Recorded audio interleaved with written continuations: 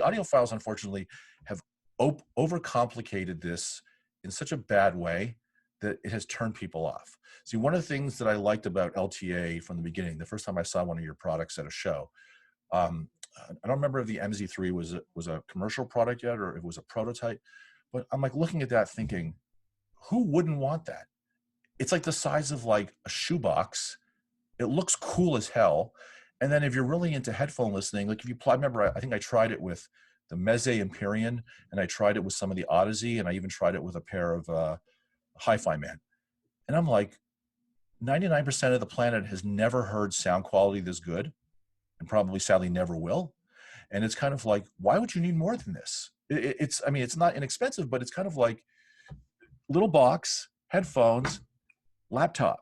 Flexible, yeah. What else do you need? Yeah. And if you have a pair of super efficient speakers, I mean, I don't remember the power output. Is it like 1 or 2 watts of the MZ3 if you use it? For the speaker, yeah, it's 1 watt, yeah.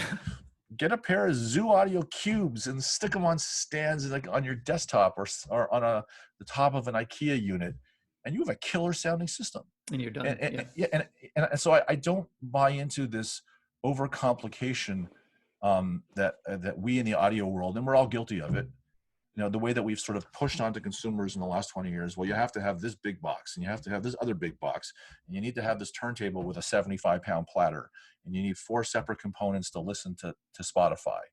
You don't.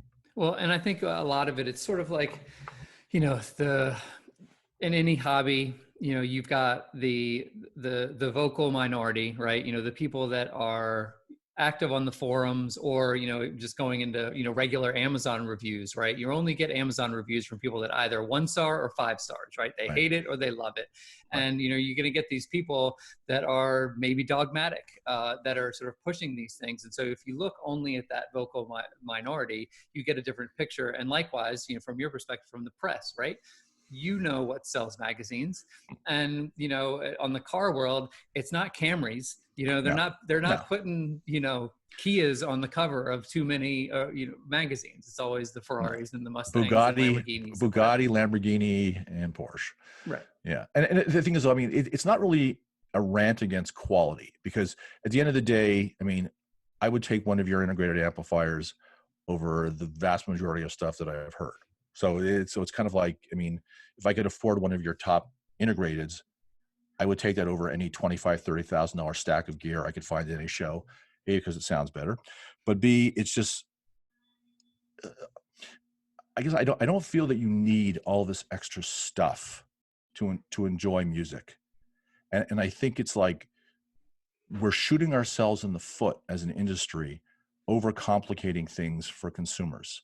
I know I've been watching The Sopranos for the very beginning. The last few nights, I'm doing like, because I you know, they film everything here locally, so I've been doing the Tony Soprano thing. I think we're overcomplicating it for people, because I know that just like when I do research on articles, like when I write buyer's guides or trend articles, and I actually ask people. I mean, I actually like call people up and say, like, what's the last piece of equipment you bought, and have you ever been to any of these stores in New York and New Jersey? And I get like these blank stares from people. People want simplicity. I think people want quality. I mean, I don't think it's that people are like, you know, I don't care about sound quality. I think people do care about sound quality. I mean, people don't mind dropping, you know, $3-4 grand on a TV set. You know, I think that's the other problem that audio has always had, is that, you know, people are visual first. And I know that over the past 20 years, I have had a much easier time saying to Mrs. White, shouldn't we get this new 65-inch LG OLED TV? And like literally it takes 5 minutes watching a show that she likes on it, and it's like, yep, buy it. If I say, shouldn't I buy this $6,000 turntable? And it's like, no. It's almost like instantaneous no.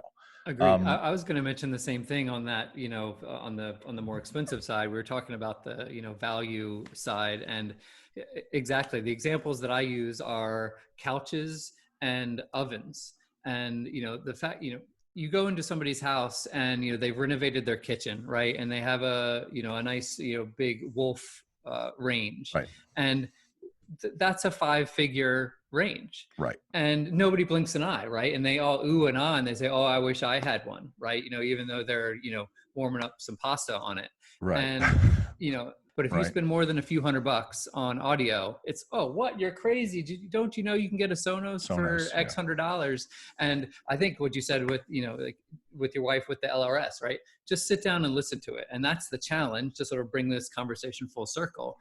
That's the challenge for all manufacturers now. It's been a challenge for us as being a factory direct, Right. place. So people can't just in their neighborhood go to an audio store, but audio stores are going away. We know that, we're Yeah. retailers, and now the shows are going away. So we all are going to have to get a little bit creative in how we work this, and how do we get that value across to people that do value the sound, and maybe would spend a little bit more.